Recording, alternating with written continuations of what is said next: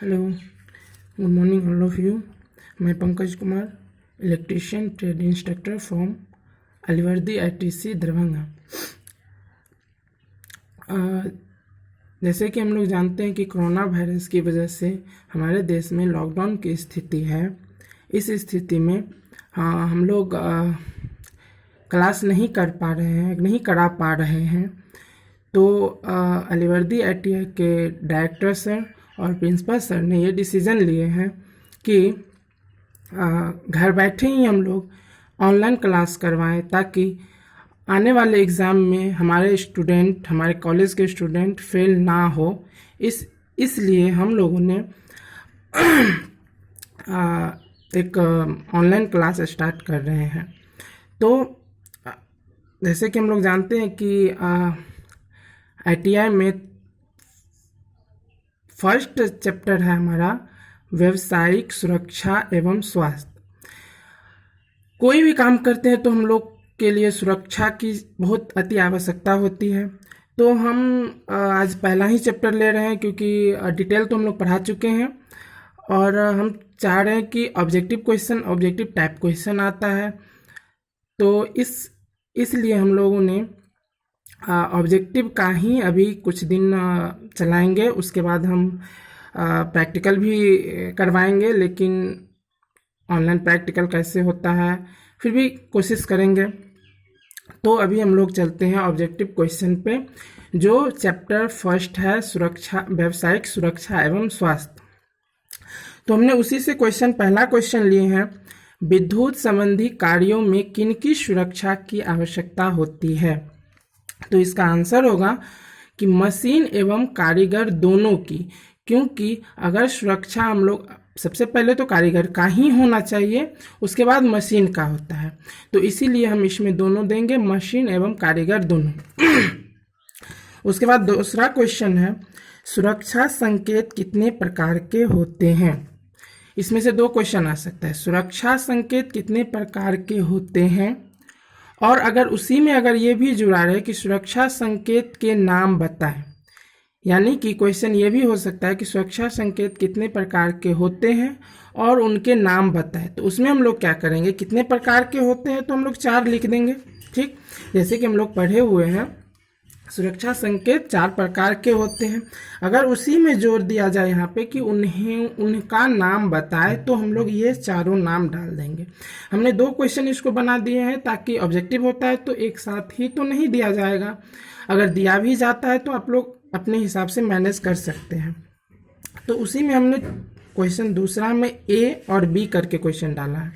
तो A में तो हमारा कितने प्रकार के होते हैं वो, और B में कौन कौन से होते हैं वो। जैसे कि पहला है निषेधात्मक, दूसरा है सकारात्मक, तीसरा संचेतक और चौथा सूचनात्मक। सुरक्षा संकेत का मतलब होता है कि हम लोग जैसे किसी क्या कहते हैं बिजली ऑफिस में जाते हैं, तो वहाँ पे बहुत सारे डेंजरस हो सकते हैं, खतरा हो सकते हैं। वहाँ पे अगर सूचनात्मक मतलब कोई भी अगर सिंबल नहीं होगा तो हम लोग को डॉट होता है। इसीलिए ये सारे चिन्ह को जानना और समझना बहुत ज़रूरी होता है। क्वेश्चन नंबर तीसरा है, निषेधात्मक सुरक्षा संकेत का प्रदर्शन किन रंगों एवं आकारों द्वारा किया जाता है। तो उसका आंसर हम लोग ये ऑब्जेक्टिव टाइप आंसर है, मैंने मतलब ऑब्जेक्टिव टाइप आंसर बना दिया है, उसमें से आप लोग अपने हिसाब से कर सकते हैं। जैसे कि अगर हमारे पास देगा कि निषेधात्मक सुरक्षा संकेत का प्रदर्शन किन रंगों एवं आकारों द्वारा किया जाता है, तो इसमें हमने लिखे हैं कि ये संकेत वृत्ताकार लाल बॉर्डर युक्त एवं लाल रंगों की पट्टी युक्त होती है। कहने का मतलब होता है कि जैसे कि अगर हम लोग इसमें लिखा है कि ये संकेत वृत्ताकार लाल बॉर्डर युक्त एवं लाल रंगों की पट्टी युक्त होती है, उसके मध्य का जो स्पेस होता है, यानी कि उसके बीच का जो गोला होता है, उसके बीच का जो स्पेस होता है, उसमें सफेद रंग का होता है तथा उस पर काले रंग से संकेत बनाया होता है। कहने का मतलब अगर वृत्ताकार है तो एक वृत्त होगा, उसका जो ये बॉर्डर होगा, ये वाला बॉर्डर जो हमने हरे रंग से डाले हैं, ये बॉर्डर रेड कलर का होगा, यानी कि लाल। उसके अंदर का जो ये स्पेस होगा, ये पूरा खाली जगह, वो वाइट यानी कि सफ़ेद, और उसके अंदर जो भी चिन्ह होगा, जैसे अगर हम लोग किसी भी चीज़ का चिन्ह दे दें, जैसे हम लोग डेंजरस का चिन्ह देते हैं, इस तरीके से रहता है। तो ये जो कलर होगा, ये वाला जितने भी हमने फिगर बनाए, वो कलर कैसा कलर होगा? ब्लैक। ओके, तो अगर हम ये सिंबल अगर हमारे पास आ जाएगा तो हमारा इस तीसरे क्वेश्चन का जो आंसर है वो हमको मिल जाएगा। नेक्स्ट है हमारा क्वेश्चन चौथा। मैं जल्दी में हूँ क्योंकि बहुत ज़्यादा लंबा वीडियो नहीं बनाना चाहता। चौथा है, सकारात्मक सुरक्षा संकेत का प्रदर्शन किन रंगों एवं आकारों द्वारा किया जाता है? तो चौथा का आंसर होगा कि अगर नीले रंग के कलर कैसा होगा? नीला रंग, और उसका जो आकार होगा वो वृत्ताकार होगा। वृत्ताकार धरातल पर श्वेत यानी कि सफ़ेद रंग से संकेत बनाया जाता है। कहने का मतलब कि उसका जो कलर होगा वो वृत्ताकार धरातल पर श्वेत रंग से संकेत बनाया जाता है। कहने का मतलब एक वृत्ताकार धारा मतलब एक वृत्त होगा, उसके अंदर ये जो स्पेस होगा, ये स्पेस होगा किसका? नीले रंग का। ठीक, उसके अंदर जो बना होगा, जो भी संकेत बनाया जाएगा, सकारात्मक का जो भी संकेत होता है, उस संकेत में कौन सा रंग होगा? श्वेत रंग, यानी कि श्वेत रंग से कोई भी फिगर इसमें बनाया होगा। जैसे कि हम लोग मार्क देते हैं, कुछ भी देते हैं, तो वो श्वेत रंग का बना होगा। इस फिगर से हम लोग को पता चल जाएगा कि ये हमारा कौन सा है? सकारात्मक सुरक्षा संकेत है। हम लोग कलर से भी पता कर सकते हैं, इसलिए हमने कलर भी डाला है और आकार भी डाला है। आकार कैसा होता है? वृत्ताकार, और कलर नीले कलर का होगा, किसमें? सकारात्मक में। नेक्स्ट पांचवा है, सचेतक सुरक्षा संकेत किन रंग एवं आकार के बनाए जाते हैं? सचेतक का मतलब ही होता है कि सचेत होना, है ना। तो इसमें हम लोग पहला उसका आंसर होगा त्रिभुजा आकार पीले रंग के धरातल पर। कहने का मतलब इसका जो रंग होगा वो पीला रंग का धरातल होगा, और उसका आकार जो होगा वो त्रिभुजा आकार होगा। कैसा होगा? त्रिभुजा आकार। त्रिभुजा आकार के अंदर एक पीले कलर का मतलब हम लोग पीले कलर से उसमें कलर करेंगे। आकार त्रिभुजाकार होगा, लेकिन अंदर में जो होगा वो पीले रंग से भरा होगा।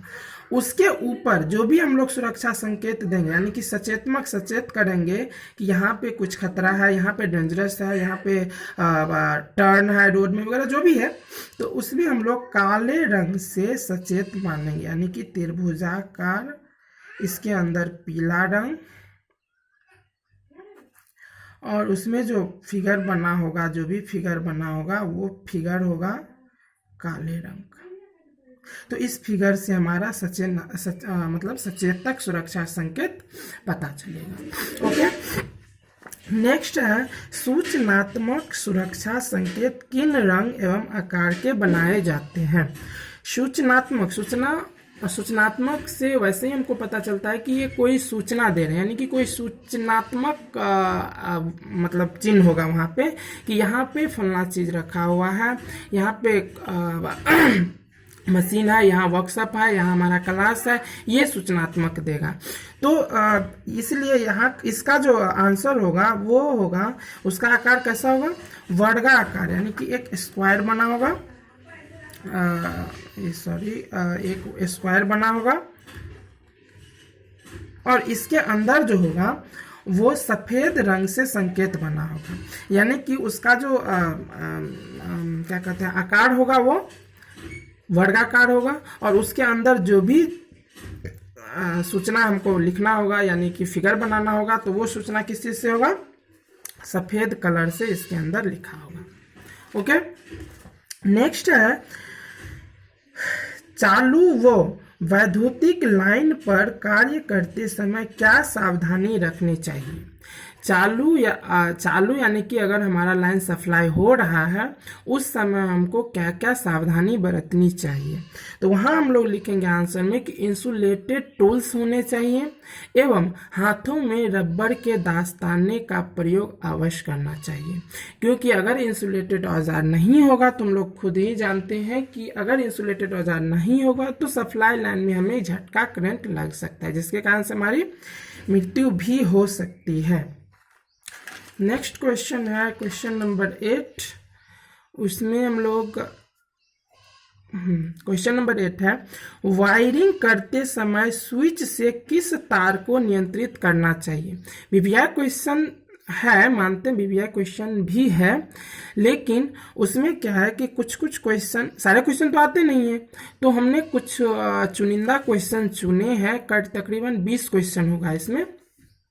तो 20 क्वेश्चन एक चैप्टर से हमने लिया है और फर्स्ट सेमेस्टर में लगभग फर्स्ट सेमेस्टर यानी कि फर्स्ट ईयर में अगर हम लोग देखें तो करीब 15, 10, 25 वो क्या है चैप्टर है। तो 25 चैप्टर में अगर हम 20-20 का ही लेते हैं तो 20-20 400, 500 का लमसम आंकड़ा हो जाता है। तो हमने 20 ही आया है इसमें, हो सकता है आगे चैप्टर में हमको ज़्यादा भी आ सकता है। तो नेक्स्ट क्वेश्चन है, वायरिंग करते समय स्विच से किस तार को नियंत्रित करना चाहिए। तो हमने पहले भी बहुत बार पढ़ा चुके हैं, बहुत बार वायरिंग भी कर चुके हैं। उस समय हमने बताया भी है कि जब वायरिंग करते हैं तो उस समय स्विच को हम कौन से मतलब स्विच जो होगा वो उसको कौन से तार में ज्वाइंट करेंगे, यानी कि फेज वायर में या न्यूट्रल वायर में या निगेटिव वायर में, है ना, तीनों तार होते हैं ना, तो उसमें हम लोग लिखेंगे सीधा फेज वायर में। नेक्स्ट 9 क्वेश्चन है, विद्युत वायरिंग अथवा मरम्मत कार्य करते समय क्या करना चाहिए। तो हमको सबसे इम्पोर्टेंट काम है कि किसी भी वायरिंग करते हैं, किसी के घर में हो या कोई चीज़ हम लोग मशीन को ही ठीक करने क्यों ना जाए, तो उस समय तो हमको सबसे पहला सावधानी जो है वो तो ये बरतना होता है कि हम लोग मेन स्विच ऑफ कर देते हैं। लेकिन कई बार ये होता है कि अगर हम मेन स्विच ऑफ करते हैं तो सारे वर्कशॉप का लाइन कट जाता है, कटना भी चाहिए, लेकिन उसमें हमको सावधानी क्या क्या बरतना है कि वैद्युतिक मशीन अथवा उपकरणों को धात्विक खोल को अवश्य अर्थ करना चाहिए। जैसे कि हम लोग बहुत बार पढ़ चुके हैं कि अर्थ का मतलब क्या होता है। अर्थ हमको क्या करता है, एक झटका से बचाता है। तो हम लोग अगर जब भी मशीन का कनेक्शन करने जाए या किसी के घर में भी वायरिंग करने जाए तो अर्थ वायर को जरूर जोड़े, ये बहुत इंपॉर्टेंट क्वेश्चन है। ओके, नेक्स्ट है हमारा 10 क्वेश्चन, जब सामान्यतः 90 वोल्ट से अधिक वोल्टेज हमारे शरीर के आर पार विद्युत प्रवाहित स्थापित हो जाते हैं तब क्या होता है। कहने का मतलब हुआ कि अगर हम 90 वोल्ट से अधिक वोल्टेज हमारे शरीर के अंदर जाएगा तो उस समय हमको झटका अनुभव होता है।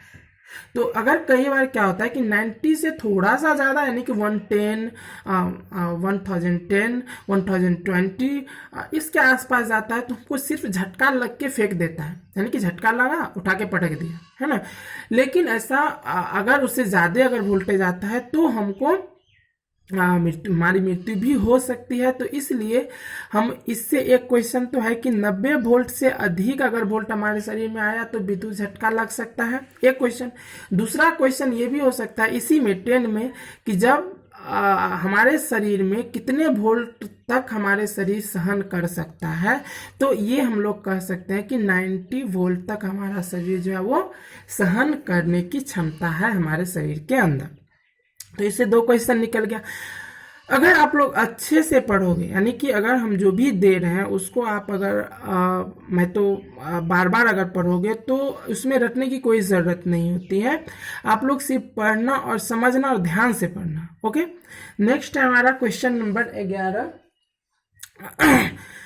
जलयानों, वायुयानों व पनडुब्बी ETC में मेन सप्लाई वोल्टेज का मान जो है 110 ही क्यों रखा जाता है। ये बहुत इंपॉर्टेंट क्वेश्चन है, बहुत 3 के बाद आया है, यानी कि नहीं आया है, मतलब कोई एग्जाम में नहीं आया है करीब 3 सालों से 4 सालों से, तो ये क्वेश्चन आ सकते हैं। ये 11 नंबर क्वेश्चन, तो इसे आप लोग अच्छे से रट लेना। जलयानों, वायुयानों और पनडुब्बी होते। जलयान तो आप भी समझते हो, वायुयान भी समझते हो, पनडुब्बी बहुत आदमी अगर नहीं समझते हैं तो पनडुब्बी भी एक जहाज ही होता है जो पानी के ऊपर चलता है, पानी के अंदर भी चलता है, दोनों जगह चलता है। ज्यादातर पनडुब्बी का मतलब होता है कि वो पानी के अंदर ही चलता है, पानी के ऊपर बहुत कम, इमरजेंसी केस में। तो हम इसमें क्वेश्चन है कि जलयानों, वायुयानों व पनडुब्बियों ETC में मेन सप्लाई वोल्टेज का मान 110 क्यों रखा जाता है? तो इसका आंसर होगा क्योंकि 110 पर जो व्यक्ति को गंभीर विद्युत झटका नहीं लगता है। कहने का मतलब क्योंकि वायुयान, जलयान और पनडुब्बी इसमें मतलब इंसान जो है यात्रा करते हैं, तो अगर उसमें अगर कोई तार शॉर्ट सर्किट हुआ या कुछ भी होता है तो हमारे शरीर को टच करे, क्योंकि सारे मेटलिक होते हैं, कोई तो इंसुलेटेड नहीं होते हैं ना, सारे चालक ही होते हैं, कुचालक कोई भी चीज नहीं होता है। इसके कारण से हमको झटका लग सकता है। तो 110 वोल्टेज इसलिए तय रखा जाता है क्योंकि 110 वोल्टेज से हमारे शरीर को ज्यादा नुकसान नहीं पहुंचता है। ओके, नेक्स्ट क्वेश्चन है क्वेश्चन नंबर 12, 16 नेक्स्ट क्वेश्चन है विद्युत झटका लगने पर कौन कौन सी शारीरिक क्षतियां हो सकती है? यानी अगर विद्युत का झटका लगेगा तो हमारे शरीर का जो है कौन कौन से अंग खराब होंगे, क्या क्या से चीज हो सकते हैं, कौन कौन से चीज से हमारी मतलब क्या होगी, कौन सा चीज से हम क्या क्या हो सकता है? तो पहला आंसर है उसका कि शरीर पर छाले पड़ सकते हैं, किसी अंग का मांस जल सकता है, रक्त प्रवाह भी हो सकता है, जब मांस जलेगा तो रक्त प्रवाह भी हो सकता है, श्वास में रुकावट आ सकती है, मूर्छित हो सकता है, अथवा हृदय की गति रुकने से मृत्यु भी हो सकती है। अगर ज़्यादा देर झटका लगे रह गया तो उसके कारण से हृदय का जो धड़कन होता है वो रुक जाता है और हमारी मृत्यु भी हो सकती है। इतने सारे डिमेरिट है इस झटके से, इतने सारे नहीं, बहुत सारे भी हैं। ओके, नेक्स्ट हमारा 13 क्वेश्चन कि पीड़ित व्यक्ति को कृत्रिम श्वास कितने विधि से दिया जाता है? अब ये भी हम लोग बहुत बार पढ़ चुके हैं, हम प्रैक्टिकल में भी पढ़ चुके हैं, थ्योरेटिकल में भी पढ़ चुके हैं। तो आज ये क्वेश्चन है, आप इसे ढक कर भी पढ़ सकते हैं, आंसर को ढक देंगे और क्वेश्चन पढ़ते जाएंगे।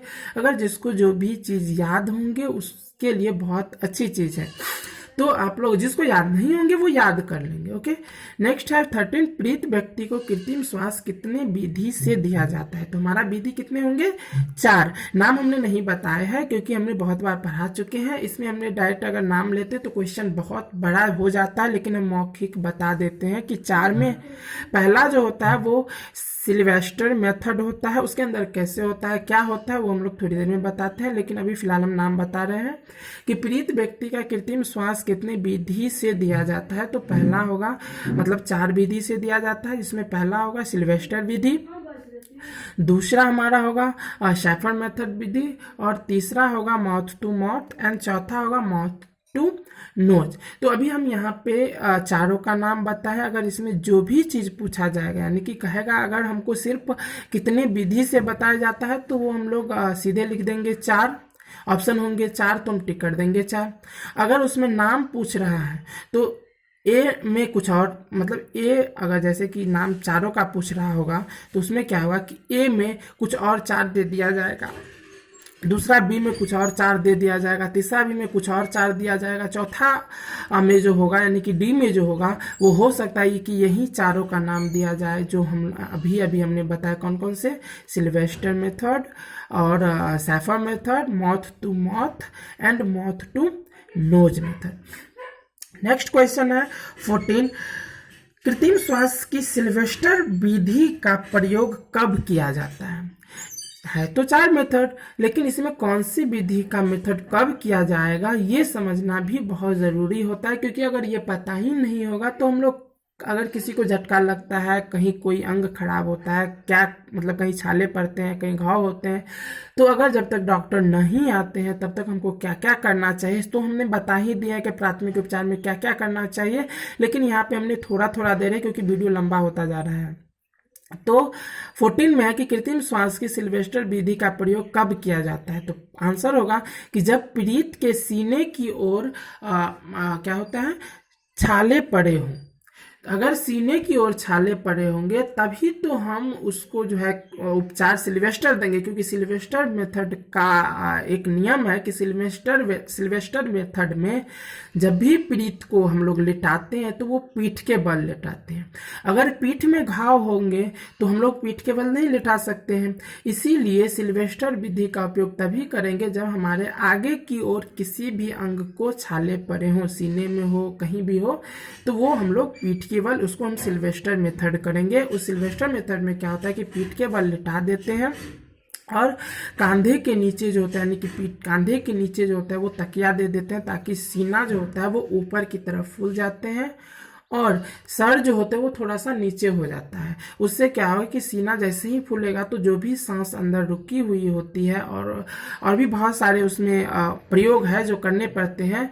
उसके अगर हम पीठ के बल लेटाते हैं तो आगे में हाथ को जो है वो आगे सीने पे रख करके हल्का हल्का पुश करते दबाते हैं, वो डिटेल हो जाता है जो हम लोग थ्योरी में बहुत बार पढ़ा चुके हैं, तो हम लोग उतना ज़्यादा डिटेल में नहीं जाएंगे। सिर्फ अभी इतना याद रखेंगे कि कृत्रिम श्वास की सिल्वेस्टर विधि का प्रयोग कब किया जाता है, तो हम लोग क्या कहेंगे, जब पीड़ित के सीने की ओर छाले पड़ जाते हैं तब। नेक्स्ट क्वेश्चन है 15, कृत्रिम श्वास की जो है सैफर विधि का प्रयोग कब करते हैं। सैफर विधि में जस्ट उसका उल्टा है कि सैफर विधि का एक नियम है, जैसे सिल्वेस्टर विधि का एक नियम था कि हम लोग पीड़ित को पीठ के बल लेटाते हैं, तो वैसे ही सैफर मेथड का भी एक नियम है कि हम पीड़ित को क्या करते हैं, सीने के बल ही लेटाते हैं। तो इसका मतलब डायरेक्टली जो है आंसर आ जाए कि जब पीड़ित को जो है पीठ पर छाले पड़े हों तब हम उसको क्या करेंगे, सीने के बल लेटाएंगे, पीठ के बल छाले पड़े हैं तो इस स्थिति में हम लोग सैफर विधि का यूज करेंगे जब पीड़ित के मतलब पीठ पे छाले पड़े हों। नेक्स्ट क्वेश्चन है 16, मुंह से मुंह में हवा भरने वाली कृत्रिम श्वास विधि को कितनी बार दोहराना चाहिए। जैसे कि हम लोग पढ़ भी चुके हैं, अगर जो हमारे क्लास किए हैं और जो कहीं और भी किए हैं तो वो भी ये विधि, क्योंकि फर्स्ट चैप्टर है तो ये सारे के सारे सुरक्षा जो है सुरक्षा संबंधी जो है, जो भी सेफ्टी है वो सारे के सारे पढ़े होंगे, जरूर पढ़े होंगे। तो यहाँ पे हमने 60 क्वेश्चन लिए हैं क्योंकि हमको जो अच्छा लगा कि हमें ये क्वेश्चन आ सकता है, तो इसलिए मैंने वही क्वेश्चन चुने हैं अपने अनुभव के अनुसार। तो मुंह से मुंह में हवा भरने वाली कृत्रिम श्वास विधि को कितनी बार दोहराना चाहिए, तो हमने कई बार पढ़ भी चुके हैं और अभी हमने इसका एक क्वेश्चन भी बनाया है। तो आंसर इसका होगा कि 10 से 12 बार प्रति मिनट। कहने का मतलब हुआ कि 1 मिनट में उस जो भी पीड़ित व्यक्ति है, जो भी पीड़ित व्यक्ति को जो दूसरा व्यक्ति उसके मुंह में सांस दे रहा है, वो 1 मिनट में 10 से 12 बार सांस देगा। और कब तक देगा ये मैंने क्वेश्चन लिखा नहीं, लेकिन बता दे रहा हूं कि वो कब तक देगा, जब तक कि व्यक्ति को थोड़ा सा होश ना आ जाए, या फिर जब तक कोई डॉक्टर ना यहाँ आ जाए तब तक हम उसको कृत्रिम श्वास देते रहेंगे। लेकिन कब, कितनी बार, 1 मिनट में 10 से 12 बार देना होगा। नेक्स्ट क्वेश्चन है 17, अग्निशामक यंत्रों के अंतर्गत आने वाली यंत्रों का नाम बताएं। इसमें आंसर होगा कि अग्निशामक यंत्र हम लोग जानते हैं। अग्निशामक यंत्र का मतलब क्या होता है कि हम लोग जहां आग लगता है तो उस आग को बुझाने के लिए जिस यंत्र का उपयोग करते हैं उसे हम लोग अग्निशामक यंत्र कहते हैं। आंसर इसका होगा पहला, रेत से भरी बाल्टी, दूसरा शुष्क चूर्ण, तीसरा CO2 यानी कि कार्बन डाइऑक्साइड, चौथा CTC, कार्बन टेट्रा क्लोराइड। ये इसका फुल फॉर्म है CTC, लेकिन इसका फॉर्मूला जो होता है, जैसे कार्बन डाइऑक्साइड का फॉर्मूला CO2 होता है, वैसे ही CTC का फॉर्मूला होता है CCl4। तो इससे बहुत आदमी को नहीं पता चलता है, इसलिए हमने यहाँ पे CTC दिया है। CO2 बहुत को पता चलता है कि CO2 मतलब होगा ही होगा कार्बन डाइऑक्साइड, बहुत को याद भी रहता है, ये नॉर्मल है, लेकिन कार्बन टेट्राक्लोराइड का फॉर्मूला नहीं याद रहता है, इसलिए कार्बन टेट्राक्लोराइड में CTC यानी कि उसका शॉर्ट फॉर्म डाल दिया गया है, carbon C4 carbon, T4 tetra और C4 क्लोराइड। ओके, तो इतने सारे होते हैं, यानी कि 4 चीज होते हैं जो हम लोग यूज करते हैं अग्निशामक यंत्र यानी कि आग को बुझाने के लिए। नेक्स्ट क्वेश्चन है कि अग्निशामक यंत्र आग को कैसे बुझाता है। ये बहुत इंपॉर्टेंट क्वेश्चन है कि अगर ये आ सकता है तो ये अगर आ सकता है तो मैंने तो अब सब्जेक्टिव टाइप बना दिया है, आप इसको ऑब्जेक्टिव बना सकते हैं, इसको पढ़ लोगे तो खुद ही पता चल जाएगा। अग्निशामक यंत्र आग को कैसे बुझाता है, तो आंसर है कि यह अज्वलनशील पाउडर होता है। सिंपल आंसर में अगर हम लोग दें तो ये अज्वलनशील यानी कि वो जलता नहीं है वैसा पाउडर होता है, क्योंकि आग कहाँ लगती है, जब हम लोग का जो ऑक्सीजन में मतलब ऑक्सीजन के संपर्क में आग आती है तो आग धधकता है, यानी कि आग जलता है। जितने ऑक्सीजन जाते रहते हैं उसके अंदर आग उतना ही पकड़ता रहता है। आग बुझेगा कब, जब उसका जो कनेक्शन होता है वो ऑक्सीजन से टूट जाए। ओके, तो यहाँ पे हमने दिया है कि यह अज्वलनशील पाउडर होते हैं। अगर हमने रेत की बात करी तो रेत भी एक प्रकार का पाउडर ही है, शुष्क चूर्ण भी पाउडर है, CO2 भी पाउडर है और CTC भी पाउडर है। दर्भ का भी यूज करते हैं, दर्भ के रूप में भी हम लोग यूज करते हैं। तो यह अज्वलनशील पाउडर हो सकता है, दर्भ हो सकता है, अथवा वो गैस भी हो सकता है। तो उसका क्या करते हैं, जहां पे आग लगा होता है वहां पे उसका छिड़काव करते हैं। तो जैसे ही उसका छिड़काव हम लोग वहां पे करते हैं तो वहां क्या करता है, जहां जितना दूरी में उसका छिड़काव होता है उतना दूर में वो सारे ऑक्सीजन को रोक देता है, वो अपना राज जमा देता है वहां पे और सारे ऑक्सीजन को रोक देता है। और सारे जैसे ही ऑक्सीजन रुकेगा तो ऑक्सीजन जैसे ही मतलब आग के संपर्क से ऑक्सीजन कटा और आग बुझ जाता है।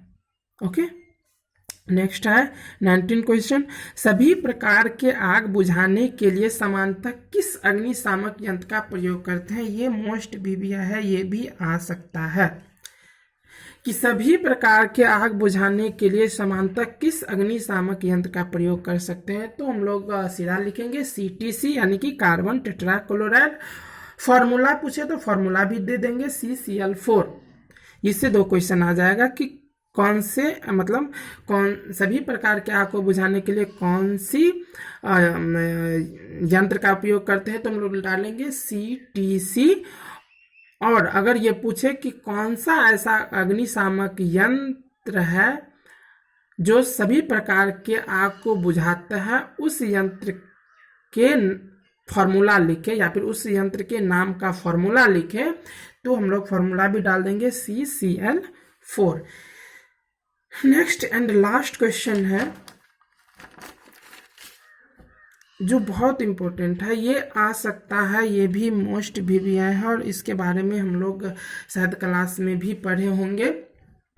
तो ये है कि मानकीकरण स्टैंडर्डाइजेशन का जो कार्य होता है भारतवर्ष में कौन सा संस्थान करती है। ये मानकीकरण का मतलब होता है कि कोई भी चीज जो भी हम लोग मतलब जैसे वायर क्या कहते हैं होल्डर बल्ब जो भी चीज़ खरीदते हैं तो उस जहाँ पे भी बनता तो बहुत जगह है, लेकिन स्टैंडर्डाइजेशन यानी कि उसका जो है वेरिफिकेशन करता है वो इंस्टीट्यूट का नाम है इंडियन स्टैंडर्ड इंस्टीट्यूट।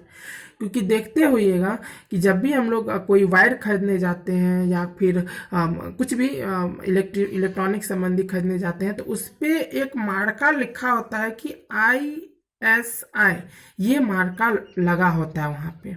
इससे हम लोग समझते हैं कि ये इंडियन स्टैंडर्ड इंस्टीट्यूट से वेरिफिकेशन हुआ है, ये यानी कि प्योर मतलब सही है हम लोग के उपयोग के लिए। तो आज से कभी भी अगर आप लोग कोई चीज़ खरीदे तो ISI मार्का का ही खरीदे।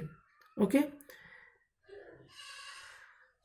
ओके, अभी हम आज 20 क्वेश्चन दिए हैं, अगले क्लास में हम लोग देखते हैं और भी ज़्यादा क्वेश्चन बना सकते हैं। और एक बात और है, हमारे ITI अलीवर्दी ITI वाले स्टूडेंट से एक रिक्वेस्ट है कि आप लोग को जो भी दिया जाता है उसे पढ़िए और अच्छे से पढ़िए, ताकि वो आपको एग्ज़ाम में हेल्प मिले। क्योंकि बहुत ऐसे स्टूडेंट हैं, ये फर्स्ट ईयर वाले, जो ठीक है, फिर भी आप लोग पढ़ने की कोशिश कीजिए। और ठीक है, ओके, थैंक यू।